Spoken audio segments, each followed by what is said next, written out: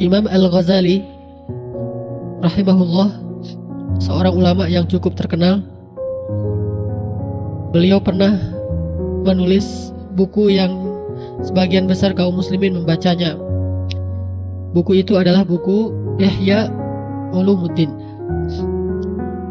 Artinya menghidupkan ilmu-ilmu agama. Ihya Ulumuddin. Sampai orang Mesir punya peribahasa tentang kitab Ihya Ulumuddin. Kata mereka, "Man lam yaqra' al-Ihya falaysa bi Ihya." Siapa yang belum pernah membaca kitab Ihya, maka dia tidak Ihya. Artinya siapa yang belum pernah membaca kitab Ihya Ulumuddin, dia bukan orang yang hidup. Sampai ini jadi peribahasa di Mesir, saking populernya kitab Ihya Ulumuddin, sampai mereka mengatakan, "Man lam yaqra' al-Ihya falaysa bi Ihya." Siapa yang tidak pernah membaca kitab Ihya, maka dia orang mati, tidak Ihya. Siapa yang pernah baca Ihya? Gak ada orang hidup. 1, 2, 3. Cuma berempat kita ya yang hidup. Siapa yang belum pernah baca kitab ini, dia tidak disebut orang yang hidup. Bahasa lainnya, kemana aja?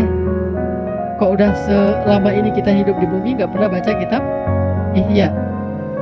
Memang ada sisi mubalaghah di sini, ada hiperbola sedikit. Seolah-olah kitab Ihya ini jadi kitab suci ya, yang harus dibaca. Tapi itulah orang Arab, kadang-kadang untuk menekankan sesuatu pesan, mereka memakai gaya mubalaghah, di hiperbola sedikit supaya orang bersemangat. Walaupun yang paling cocok itu siapa yang tidak pernah baca Quran, maka dia tidak hidup. Terus kalau rumah yang tidak dibacakan di dalamnya Al-Quran, maka dia seperti apa? Kuburan. Hati yang di dalamnya tidak ada Al-Quran, maka hati itu mati. Lebih tepatnya, peribahasa ini untuk Al-Quran memang. Akan tetapi tidak ada salahnya juga sebagai motivasi kita mengiyakan sajalah peribahasa orang Mesir, "Man lam yaqra' al-Ihya falaysa bi Ihya." Siapa yang tidak baca kitab Ihya, dia bukan orang Ihya, artinya orang hidup. Nah, Imam Al-Ghazali ini rahimahullah pernah mengatakan satu kalimat yang cukup penting untuk kita jadikan kata-kata di pembuka buku agenda kita, atau di status kita di BlackBerry, atau jadi slogan hidup kita, jadi kata-kata hikmah atau quotes. Apa kata Imam Al-Ghazali rahimahullah? Dasarnya ilmu adalah meyakini bahwa akhirat itu lebih baik daripada dunia. Itu dasarnya ilmu. Kita mau beramal apa saja, awal yang harus kita tahu itu bahwa akhirat itu lebih baik daripada dunia. Kalau kita berpikir sebaliknya, bahwa dunia lebih baik daripada akhirat, maka langkah kita pasti akan tertatih. Pasti kita akan menjadi orang yang rakus. Pasti kita akan menjadi orang yang kikir. Pasti kita akan menjadi orang yang malas beramal maksudnya. Pasti kita akan menjadi orang yang pendengki. Dan sekian banyak lagi nanti penyakit-penyakit lain yang akan hinggap di dalam hati kita, karena kita meyakini sebaliknya, bahwa dunia lebih baik daripada akhirat. Padahal dasarnya ilmu bahwa akhirat lebih baik daripada dunia. Itu ilmu paling dasar. Kalau ini aja nggak dapat, bagaimana dia akan dapat ilmu-ilmu yang lain? Bagaimana dia akan semangat menghafal Quran kalau dia berpikir bahwa dunia lebih menarik dan lebih baik daripada akhirat? Sementara fadilah-fadilah, janji-janji Allah untuk orang yang menghafal Quran sebagian besarnya itu untuk akhirat, bukan untuk dunia. Sehingga dia gak akan semangat menghafal Quran. Kenapa? Yang penting yang bisa saya pakai makan hari ini, yang bisa saya pakai sebagai pakaian hari ini, untuk kendaraan besok, 10 tahun yang akan datang, 20 tahun yang akan datang. Kenapa? Karena dia berpikir dunia ini lebih penting dan lebih indah daripada akhirat, sehingga dia selalu akan memprioritaskan dunia dalam segala urusan hidupnya. Bagaimana dia akan mau duduk dalam majelis ilmu kalau dia pikir bahwa jalan-jalan itu lebih baik daripada di dalam majelis ini?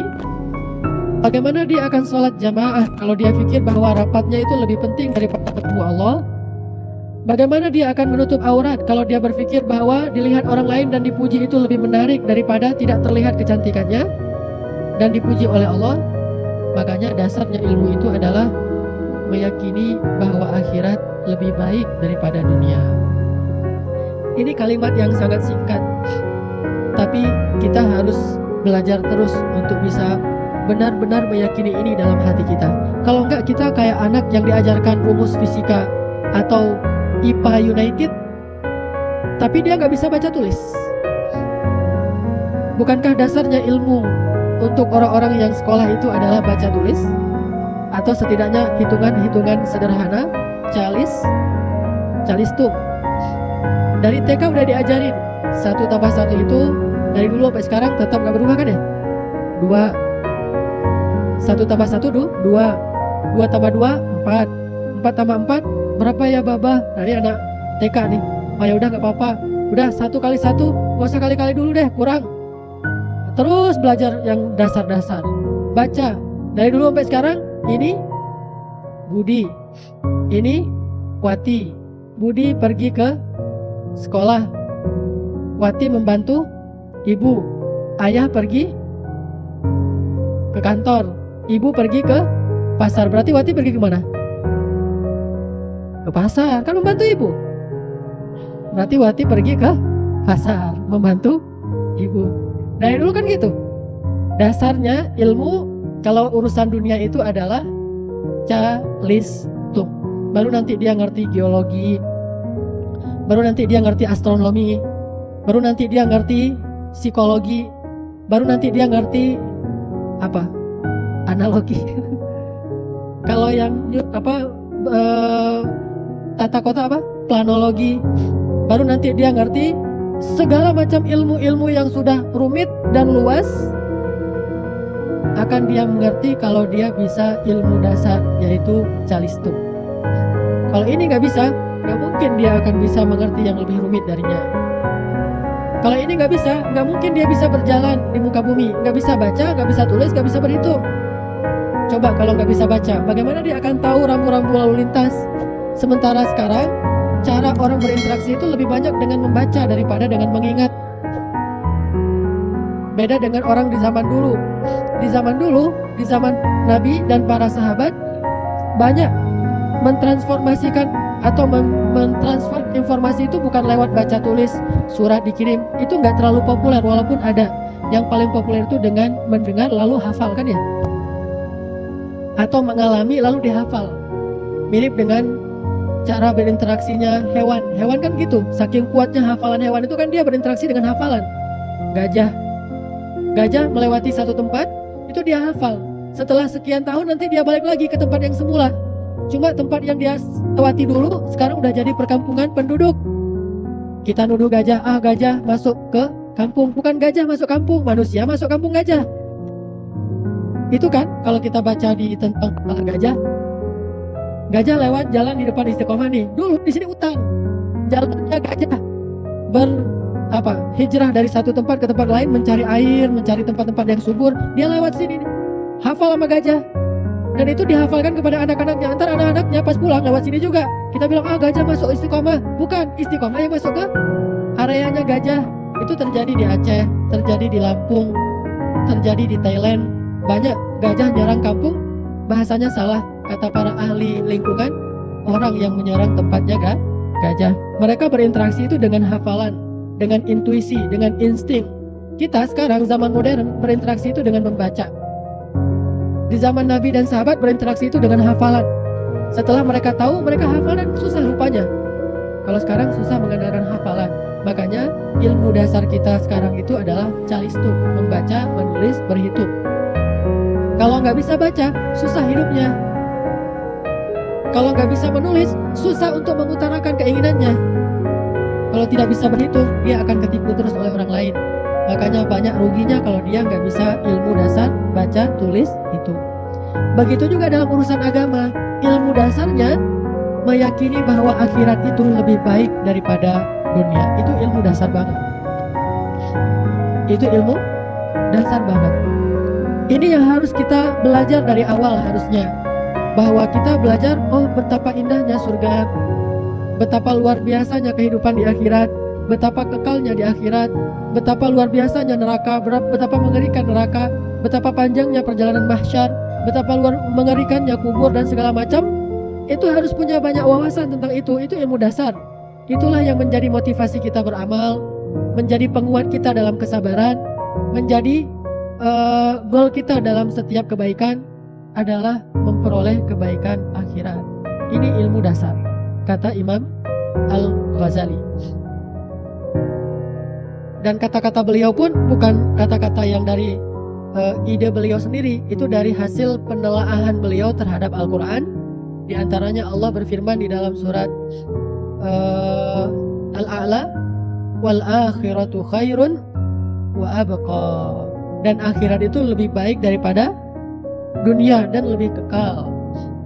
Di dalam surat Al-Duha, walal akhiratu khairul laka minal ula. Akhirat itu lebih baik bagimu daripada dunia. Di dalam surat Al-Kahfi, wal baqiyatus salihat khairun 'inda rabbika thawaban wa khairun amala. Dan yang kekal itu maksudnya surga lebih baik di sisi Rabbmu dan lebih layak untuk menjadi cita-cita. Dan di surat-surat yang lain itu banyak sekali. Al-Qiyamah, surat Al-Ma'arij, surat Qaf, surat-surat yang cukup banyak. Walaupun bahasanya beda-beda, tapi intinya sama, bahwa akhirat itu lebih baik daripada dunia. Inilah dasarnya. Ini yang harus kita tanamkan kepada anak kita kalau kita mau mendidik mereka dengan sistematis. Ini salah satu materi wajib untuk diajarkan kepada anak-anak. Coba sekarang cari materi ini di sekolah Indonesia ada. Bahkan di pesantren pun nggak ada materi ini. Nggak ada di pesantren materi bahwa akhirat lebih baik daripada dunia, nggak ada. Paling-paling akhirat itu suruh hafal nama-nama surga, suruh hafal nama-nama neraka, terus udah gitu-gitu aja. Nggak ada pesan bahwa hafal doang tanpa pesan. Sama kayak menghafal nama-nama anbiya tapi tidak ada pesan. Apa untungnya saya hafal nama Nabi Adam? Ada pesannya harusnya. Nuh ada pesannya, Ibrahim ada pesannya. Semua itu kan mau'izah, nasihat. Tapi tidak dinasihatkan sekedar menghafal lalu dapat nilai 100. Siapa yang hari ini bisa menyebut nama Nabi bisa pulang duluan. Itu motivasinya coba. Motivasinya supaya bisa pulang duluan. Nggak salah, tetapi ada yang miss, ada yang masih terlewatkan di sini. Apa yang terlewatkan? Pesan dari ilmu. Bukan sekedar data dari ilmu, tapi pesan ilmu itu apa? Belajar sejarah bukan cuma sekedar data-data sejarah. Nabi lahir di Mekah tanggal 12 Rabiul Awal, kemudian menikah dengan Khadijah usia 25, Khadijah 40, dapat wahyu usia 40. Di mana? Di Gua Hira. Wahyu pertama Iqra, hijrah ke Madinah. Terus apa lagi? Perang pertama, perang Badar, jumlah kaum muslimin 313. Jumlah orang munafik, orang kafir hampir 1000. Perang yang setelahnya yang kaum muslimin itu kalah, perang Uhud. Perang yang ada paritnya, perang Khandaq, perang Ahzab. Ini catatan sejarah. Tidak ada pesan apa-apa, tidak ada pelajaran apa-apa, cuma catatan saja. Apakah itu yang disebut dengan belajar? Begitu juga orang belajar tentang akhirat. Apa yang kita tahu tentang akhirat? Bahkan catatan pun nggak ada, apalagi pesan. Hampir kita nggak ngerti akhirat. Padahal itu sesuatu yang hak.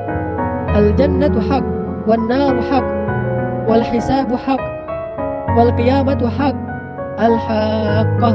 Semua itu benar. Dunia ini yang disebut dengan fana, tidak benar-benar ada. Arti tidak benar-benar ada, apa yang kita dambakan di dunia ini gak benar-benar terwujud. Tapi semua yang Allah janjikan di akhirat itu memang ada. Tapi kita hampir gak punya informasi tentang akhirat. Gimana lagi pesan? Informasinya aja gak punya. Berarti umat Islam sekarang itu belajarnya udah gak lagi ngikutin sunnah Nabi SAW. Bagaimana Nabi ngajarin kepada para sahabat, itu udah gak diikuti. Yang diikuti adalah cara belajar yang liberal, sekuler. Walaupun muatannya atau materinya masih ada sentuhan-sentuhan Islam, pelajaran-pelajaran Islam, tetapi secara metodologi, kemudian dari tujuan dari belajar itu udah disekulerkan. Sehingga kita menjadi orang yang hanya membaca cover saja, membaca judul saja, tapi tidak tahu isinya. Sebutkan 10 judul buku yang terkenal. Gampang kan? 1 misalnya, judul buku yang terkenal 7 Habits. 2 La Tahzan. 3 ASQ. 4. Sebutkan 10 buku motivasi yang terkenal kita sebutkan. Tapi tahu gak isinya apa? Gak tahu, cuma kulit saja. Sebutkan nama-nama malaikat. Tahu, Munkar, Nakir, Jibril, segala macam. Tahu gak apa pesan dari nama-nama itu? Gak tahu. Sebutkan nama-nama Allah yang mulia, yang kita hafal, walaupun namanya sangat banyak, ribuan bahkan gak terhitung. Disebutlah Ar-Rahman, Ar-Rahim, dan segala macam 99. Tahu gak pesannya apa? Gak tahu. Berarti ini sama dengan menghafal judul-judul buku terkenal, tapi gak pernah baca isinya. Itu kerjanya apa kalau kayak gitu? Kira-kira orang ini kerja apa kalau nggak tugasnya menghafal judul-judul buku terkenal? Apa pekerjaannya? Jadi pegawai Gramedia. Ada buku ini, itu mah buku lama, udah nggak ada, dia tahu kan? Pernah baca? Saya juga belum pernah, cuma baca sinopsisnya doang. Atau paling baca judul sama tagline-nya doang. Ini sama.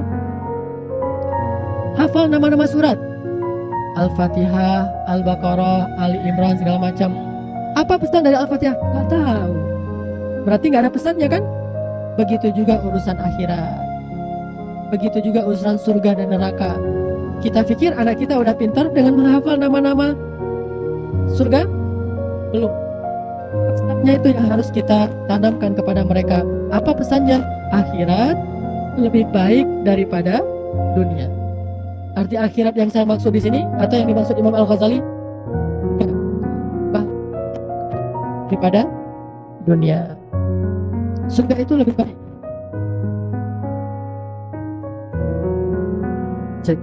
Bahwa surga itu lebih baik daripada dunia. Ini yang harus coba sungguh-sungguh deh.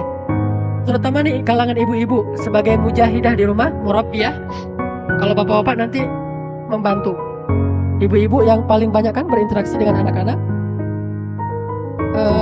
Coba ibu-ibu fokus banget cari sebanyak mungkin informasi bahwa betapa akhirat itu lebih baik daripada dunia. Lalu yakini itu, kemudian coba transfer pesan itu kepada anak-anak kita dari sejak dia kecil. Kalau ini bisa sampai, setelahnya semuanya mudah. Semuanya akan punya inisiatif sendiri.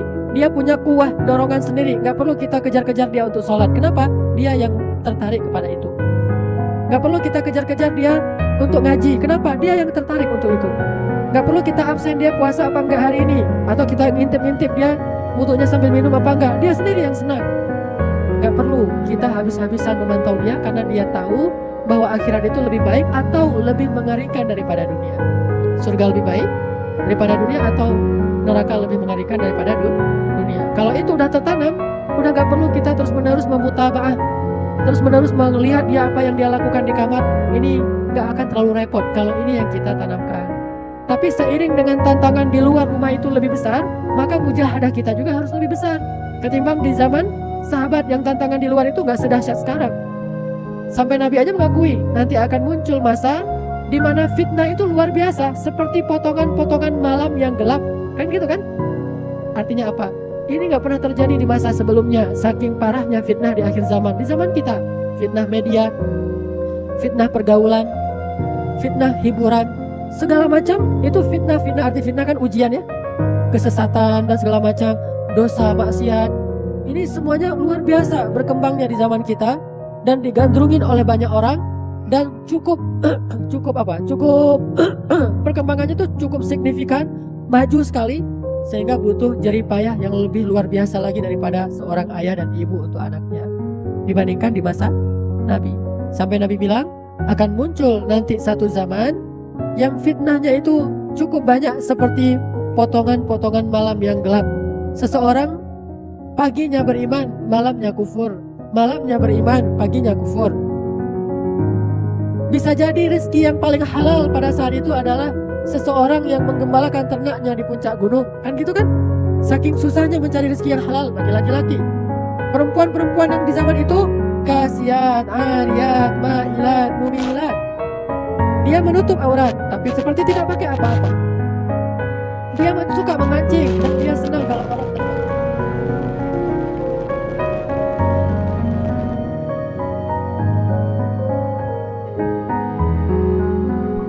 dia senang kalau orang lain terpancing. Ini zaman sekarang, makanya kita harus lebih sungguh-sungguh mendidik anak kita. Jihad ibu di zaman sekarang itu jauh lebih berat daripada zaman dulu. Kalau zaman dulu yang ujiannya nggak seberat itu aja, perempuan nggak mau bekerja demi mendidik anaknya. Apalagi zaman sekarang, udah berat fitnahnya seperti sekarang, perempuan bersaing dengan laki-laki dalam karir, bagaimana nanti akan jadinya generasi kita? Jangan selalu menyalahkan perempuan juga kalau dia bersaing dalam karir. Di satu sisi, ini ada kesalahan laki-laki. Kenapa? Banyak laki-laki yang tidak bertanggung jawab sebagai kepala keluarga. Dia tidak memberikan nafkah, dia tidak bekerja dengan maksimal, sehingga perempuan akhirnya terlantar. Saya beberapa kali punya pembantu gonta-ganti, rata-rata dia menjadi pembantu gara-gara suaminya itu gak bertanggung jawab. Baik masih ada hubungan suami istri atau udah cerai, yang jelas suaminya gak menafkahi. Atau kalau udah suaminya meninggal, maka walinya tidak menafkahi. Kan perempuan itu harusnya gak ada alasan untuk bekerja. Kenapa? Kalau gak ada suami, ada wali. Siapa walinya? Ayah. Gak ada ayah, adik atau kakak yang laki-laki. Gak ada saudara laki-laki, paman. Gak ada paman, kakek. Gak ada kakek, pemerintah. Mau ngapain lagi? Pemerintah yang tanggung biaya kehidupan seorang perempuan kalau walinya gak mampu.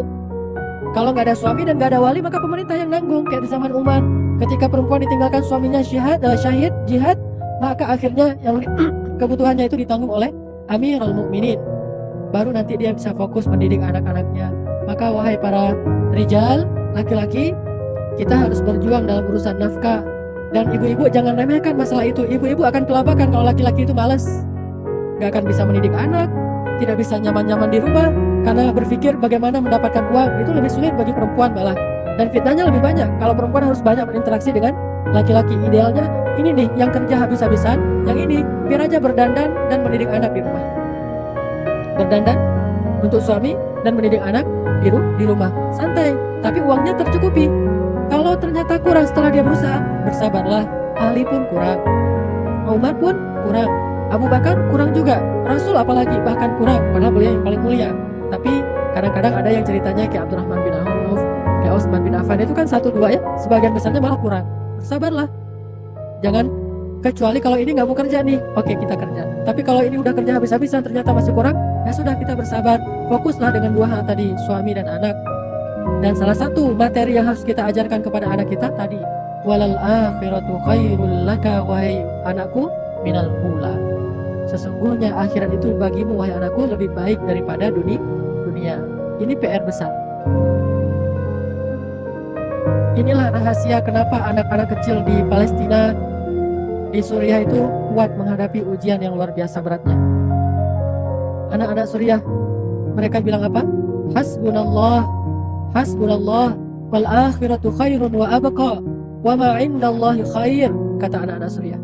Cukup bagi kami Allah, cukup bagi kami janji Allah. Kami tidak butuh janji-janji manusia. Sesungguhnya akhirat itu lebih baik dan lebih kekal. Sesungguhnya balasan Allah itu lebih baik. Mereka angkat tangan kayak gini, anak kecil, sambil mereka dalam keadaan rumahnya udah hancur, sambil gendong adiknya karena ayah dan ibunya udah meninggal dibunuh.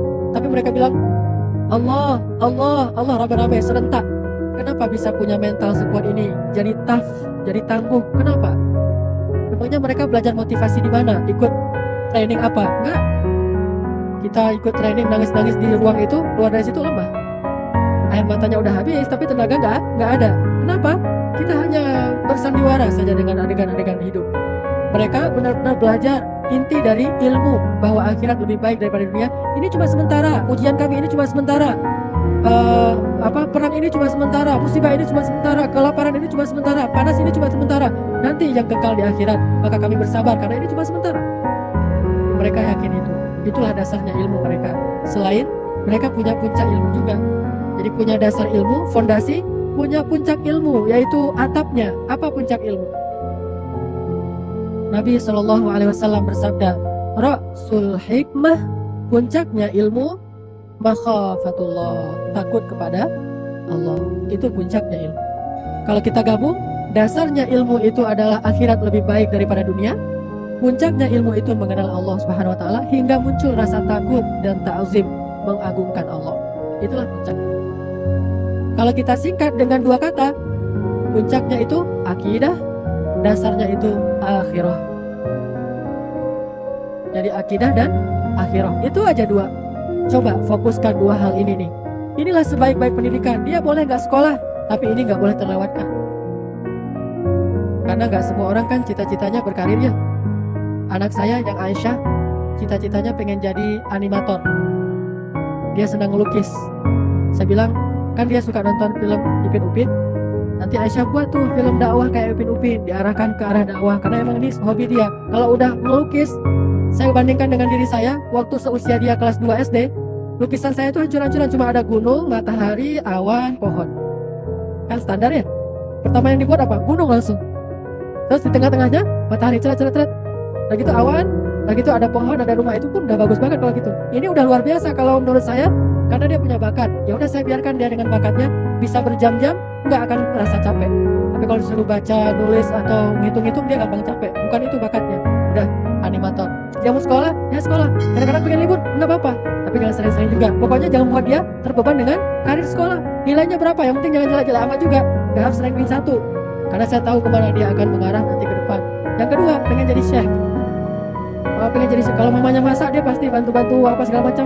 Mau masak apa? Mau masak pizza, burger, kan dia yang tahunya yang masih kayak gitu-gitu. Akhirnya, ya udah, kamu masak aja. Terus pengen apa? Jualan. Saya beliin kulaan grosir di pasar, kayak ciki-cikian, terus dijual sama dia di sekolahnya. Dapat satu tempat gede itu bisa dapat 2.000, untung lumayan. Entrepreneurship kan dari kecil. Sekolahnya ya terserah dia senang dia sekolah, nggak senang dia di rumah aja. Nah ini, tapi jangan ditiru. Ini sekedar sharing bahwa ini bukan hal besar. Betapa orang stres gara-gara ujian nasional, mau ujian naik kelas stres. Terus ini stres, semuanya stres. Bahkan saya kenal seorang psikolog plus dokter mengatakan ketika ujian nasional 2 tahun yang lalu, banyak anak SD itu satu kelas, semuanya lebih dari setengahnya masuk rumah sakit. Kenapa? Karena stres tinggi, sampai mual-mual, muntah-muntah. Bahkan beberapa orang di opname. Kenapa harus gitu-gitu amat? Emangnya kalau nggak naik kelas itu dunia ini jadi kiamat? Ya tapi jangan nggak naik kelas juga, naik. Cuma kalau nggak naik, apakah dunia ini jadi kiamat? Ya nggak kan? Betapa banyak orang yang nggak naik kelas kemudian jadi orang sukses? Balik lagi, ilmu dasar itu bukan itu. Kita udah salah sangka selama ini. Karena kita menganggap dunia lebih baik, sehingga habis-habisan untuk dunia, stres gara-gara dunia. Coba ketika musim ujian nasional, gimana stresnya bangsa ini?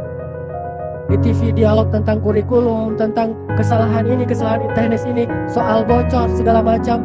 Kemudian ada anak yang sampai di penjara pun dia harus ikut ujian. Padahal ilmu nomor 1 bagi dia itu bukan ujian nasional. Ilmu nomor 1 bagi dia itu adalah takut pada Allah dan belajar akhlak, supaya dia nggak masuk penjara, supaya dia nggak berbuat kriminal, supaya dia nggak kena narkoba. Tapi dia pakai ujian matematika, fisika, segala macam, dia bingung lihat ini semuanya benda apa, ini semuanya yang dia tahu selama ini narkoba. Kita udah salah, kita pikir dunia inilah segalanya, sehingga ketika gagal di ujian nasional, habislah dunia saya. Dan mana cerita kayak gitu? Emang semua orang yang nilainya bagus akan sukses? Belum tentu juga. Walaupun nilai yang bagus itu insya Allah sukses, tapi nggak menjamin yang nilainya bagus itu bakalan sukses. Nggak menjamin. Tapi yang memiliki karakter yang kuat, itulah yang sukses. Nilainya bagus dan berkarakter, atau nilainya belum bagus tapi dia berkarakter, dia jelas fokus punya satu yang dia inginkan, itu biasa sukses.